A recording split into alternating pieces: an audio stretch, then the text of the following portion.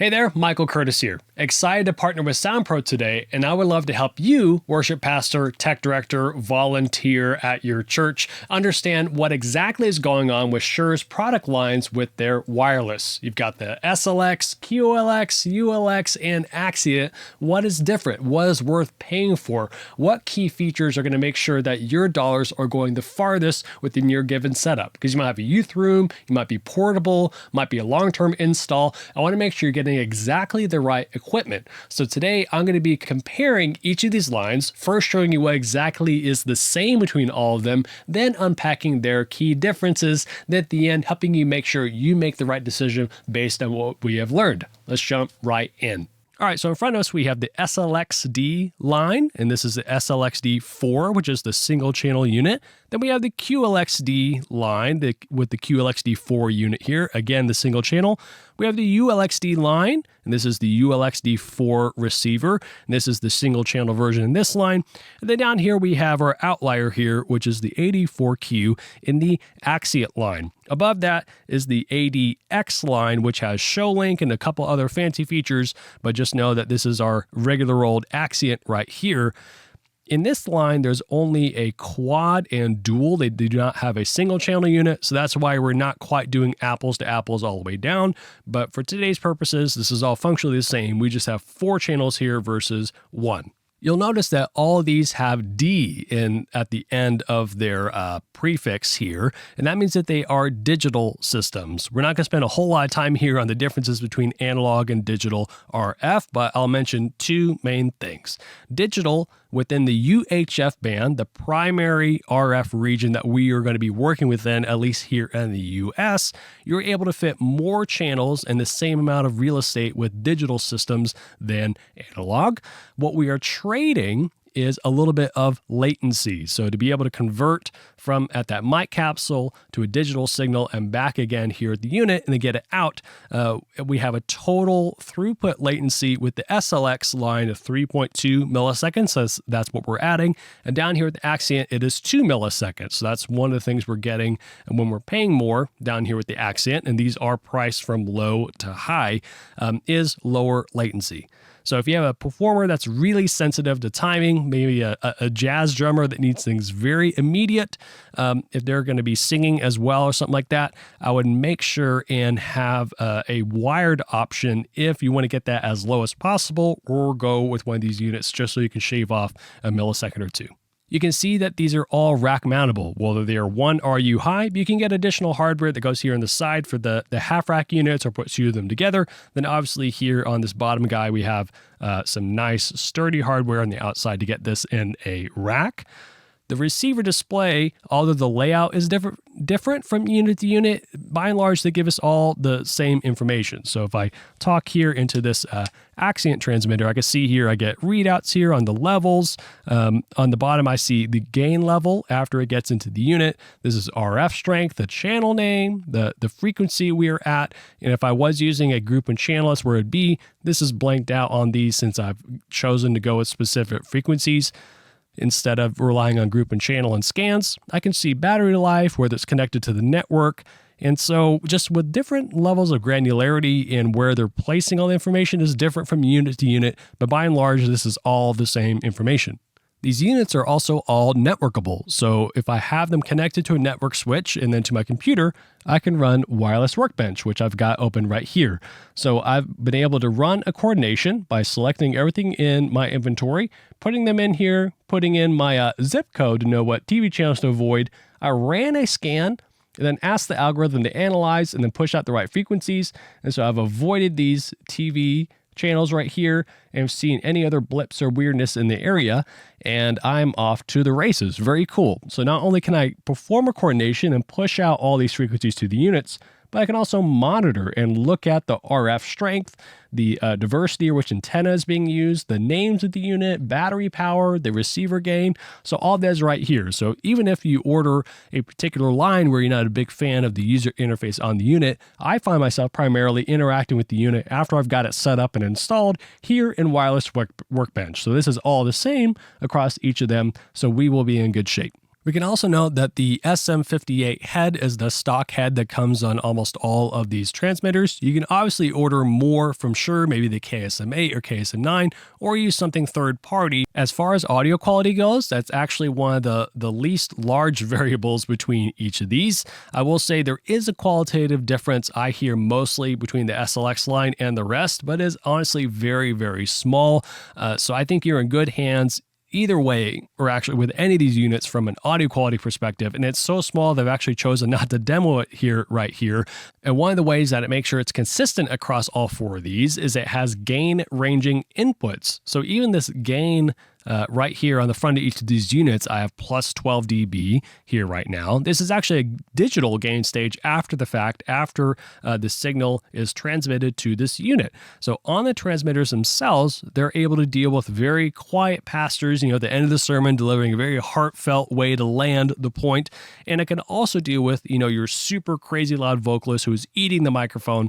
And it's able to have that huge dynamic range by the build quality in each of these transmitters, but that gain ranging input is able to pick at what level it's able to optimize the signal to be transmitted with the highest signal to noise ratio and not clip. Obviously, if you put this guy in front of a Fender Twin on 11, it might have a hard time, but it's really able to handle a lot of different sources of varying levels very well without you not having to worry about it as an end user. All of these transmitters have the mic offset feature, so if I was using a third-party capsule, I can go in 3 decibel steps and be able to gain stage and match the outputs of each of those mic capsules if I had different ones between vocalists. I also have receiver gain, like I talked about earlier, so that's able to get the digital levels up before it hits the analog output. And then I have a mic versus line analog out. So if I'm going analog, especially on these two, which do not have a Dante output, and this single unit does not on the ULX-D line, I can see if I want to go line level out and keep signal to noise really high, or maybe go down closer to the line and then use my preamp to get the levels up at my desk. These are all tunable in 25 kilohertz steps, so they have the same amount of granularity as far as choosing a frequency. They all have rechargeable batteries. There are different models for each line, except that you can share between the QLX-D and ULX-D. They all have the auto IR feature, so I was able to sync a wireless to each of these with the IR, so that's a little red guy right here, here, here, and here. I can have a specific profile that is default if I sync a handheld transmitter, so I can share settings and spend less time fiddling within the menu. They all have a range, as stated by Shure, of 330 feet or about 100 meters. And that's obviously assuming we have line of sight from the transmitter to the receiver. We have good antenna placement. We are not in a really dense or hard to coordinate environment with a high noise floor. So assuming all those good conditions, we can get a whole lot of range, so, across an entire football field. All the transmitters have locks on them, so they have menu lock, meaning someone can't, in the middle of rehearsal, get bored and start digging around and change settings on your microphone. And they have power lock, so someone also, maybe your pastor, won't try and do you a favor and turn it off and then forgot to turn it back on when they get on stage. But if you have a pastor who is a little bit of a control freak, if they want to turn it on and off, you of course can do that on a per pack basis. Lastly, here on the similarities, each transmitter has a metal housing, which I think is really important. They are all durable. They all feel good. They feel good in my hand. I really like the build quality in all of these. Now that we have all our bases covered and what is the same, let's now start to unpack each of the differences. We're going to be going feature by feature versus unit by unit, and then comparing across each of these. So first up is form factor. In the SLX-D line, this comes in a single or a dual. This would be the full rack width of 19 inches. We have 2 channels per unit, versus the QLX-D is a single only. That is peculiar to me, but you can't get it in a quad or a dual. This might be a drawback to some. If you have a lot of these, this would be a whole lot of single units, a lot of individual units to maintain. And if you have a high channel count, you need to make sure to get RF into each of these from a combiner. And so having to loop out to that many units may be a drawback. That's also a lot of individual power supplies that could go out. So moving on to ULX-D, this is the most flexible in that you can have a single, dual, or quad. And then Axient, you can get it in a dual or quad. The receiver displays are a little bit different from each, in that the SLX, what's lacking is does not have the gain indicator. So the digital gain after the fact when it hits the receiver is here. So all these are plus 12, plus 12, plus 12. But SLX, it is, but I have to dig into a menu a little bit. Again, I can see this in Wireless Workbench, so it's not a big deal. The biggest change I see is when you move to the ULX-D line, you get some color layout. So you have orange for the RF strength, and you have this blue light to show you diversity or what antenna channel is being used, and then the audio level as well. So I'm actually going to go down here to the Axient, and I can see here this green is my audio levels, and on the top unit, if I get the SLX-D, I can see the incoming levels, but these are white, and I have less granularity coming in. Again, not a huge deal. I can monitor this on my desk. This is not like this is working at 8-bit and this is at 32-bit float or anything like that. We just have more granularity in the display, which might be easier if you're wanting to troubleshoot or more easily read the data that's in front of you. Moving on to expected battery life, each of these three, the SLX, QLX, and ULX, in a handheld transmitter, you're going to get about 8 hours of battery life with a new battery, maybe up to 8.5 with some of these, the QLX-D and ULX-D. Moving on to Axient, it's only with some of their, at least from Shure's website, some of the body packs versus the handheld transmitters that you can maybe get up to 12 in the ADX line. But just know as a general rule of thumb, all these are going to give you about 8 hours of battery life, which is plenty for a morning rehearsal and a few services. But obviously pop them on the charger if you need it in between services if you need more than that.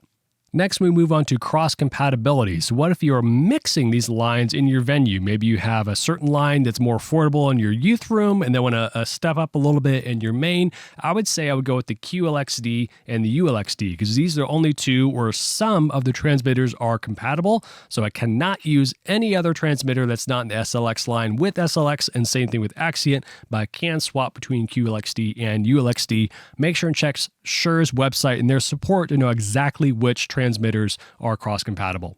Okay, I just covered some more of the physical and utility features. Now let's move on to the core, which is the radio features. So, these are RF microphones after all. We want to make sure and we have all that good to go. First up, we have antennas, and the difference with what's included with each of these is that the SLX line includes a quarter wave antenna, and each of the other three have a half wave antenna. So right here, I actually really don't have it set up the correct way. I'm just making it look okay on camera. I would not stack units like this and have all their antennas all together. But with the quarter wave, you want to make sure and have it perpendicular to the unit because it actually needs that ground plane or reflection of something metal for it to work properly, or you could always just throw it in a combiner and make sure you have RF going into it that way. Now we're going to move on to tuning bandwidth and our spectrum options. So the SLX has 44 megahertz of bandwidth. Then the QLX and ULX actually share, they have 64 megahertz, and then we have a huge bandwidth here down the Axient series. So this is now starts where we see the key differentiators here. We have 184 megahertz of bandwidth. So why might that be advantageous? So if we are in an area that's very dense with RF spectrum, a highly populated area like Washington, D.C. or San Francisco or Chicago, we have a lot of things going on. So we need to be able to find the exact chunk of the RF spectrum that is not as crowded. And so maybe removing these in between sites or venues, we might need to change depending on where we are at. So we need the most amount of real estate and the most amount of agility. We want to look at the Axient. But if we don't need as big of a range, or we can actually decide in advance by going to Shure's website and putting in our area code, it'll actually show us what band we should get. So right here on the SLX-D, this is the G58 band, which is a portion of the G50 band. So here, the QLX-D, I've got the H50 band. On the ULX-D4 is G50. And then down here, it's a little bit different for Axient, that this is the A band, which is from 470 up to 636. So it is huge. So I would say if you want to get at least a medium amount of bandwidth, or go with at least the QLX-D and ULX-D. If you live in a more rural area, or for sure that within this specific band, already talking with Shure or your account manager at SoundPro, you can figure out, hey, we've got space here. We're totally fine with rolling with a smaller amount of spectrum that we can move within. And with those spectrum options, the SLX line and the Axient line share a feature that they can only coordinate within the UHF band.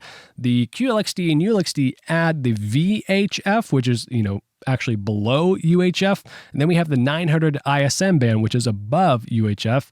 And then if you're in Japan or somewhere in some places in the EU, you can actually use above that the 1.2, I think 1.5 gigahertz band to do some transmit there. So given that spectrum options, each of these lines have a certain fixed frequency bands that are available with them. So within the SLX, we have the G58 band, H55, and J52. And we move on to our middle two, which have the most options. They both share the G50, H50, J50A, V50, and X52 bands.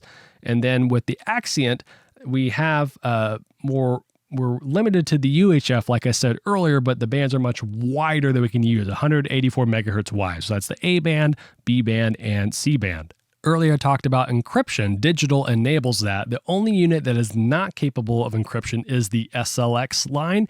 Again, I don't think there's a huge conspiracy of folks listening in on church services trying to take over the world, but if that's really important to you to make sure what is said on the RF is not intercepted somewhere, then you can turn on encryption. And the RF transmit strength is variable between each of these. So each of them have at least what I consider a low and high power mode, and that's what they call it in the SLX, QLX, and lines is just low and high. And in the manual, that's at 1 milliwatt and 10 milliwatt transmit strength. And then once we move to ULX-D, we add another level of granularity. So we have 1 milliwatt, 10 milliwatt, and 20 milliwatt. So if we really need to get up above the noise floor, we can up that. And then in Axient, we have 2 milliwatt, 10 milliwatt, and 35 milliwatt. So even stronger transmit strength out the gate.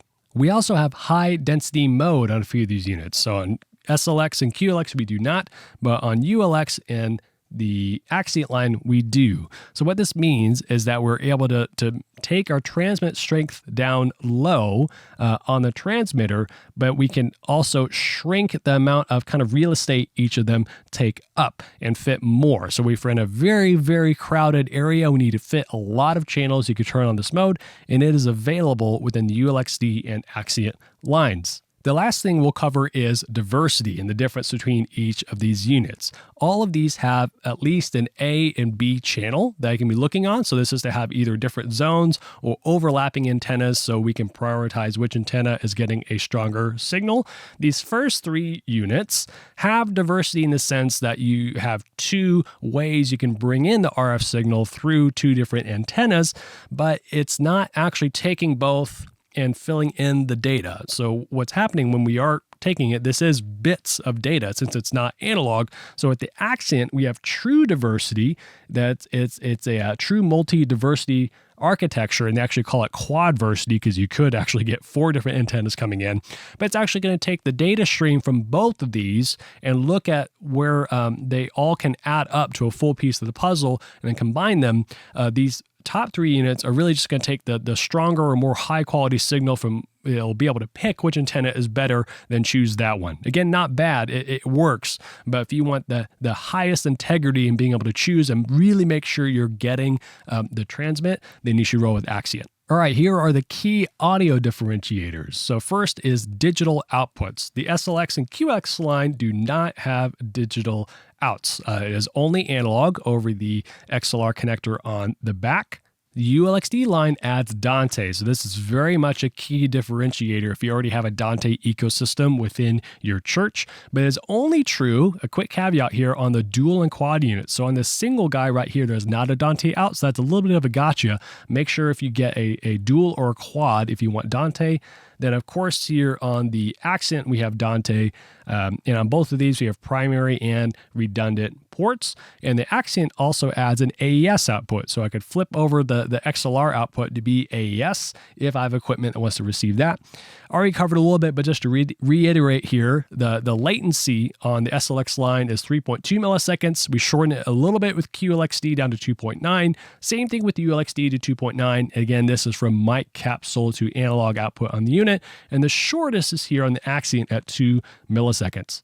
And lastly, one of our key audio differences is the transmitter input pad. So on the SLX and QLX, that is not available, but on the ULX line, on the ULX-D1 body pack, I can actually bring down or pad down the input before it hits the gain stage. And this is important. Maybe I'm using it on a wireless or as a wireless pack for an acoustic guitar. So it has a very high active output if it has a battery in it, for instance, versus having a lavalier that's into it that's going to be much lower output. So if you need to make sure and pad the input before it's hitting the transmitter, that's how I would do it. And that's only available with the ULX and then also in the Axient line on their body packs. All right, we covered a lot of ground here. So now I want to end with, you're thinking like, okay, which unit should I get? Who is it for?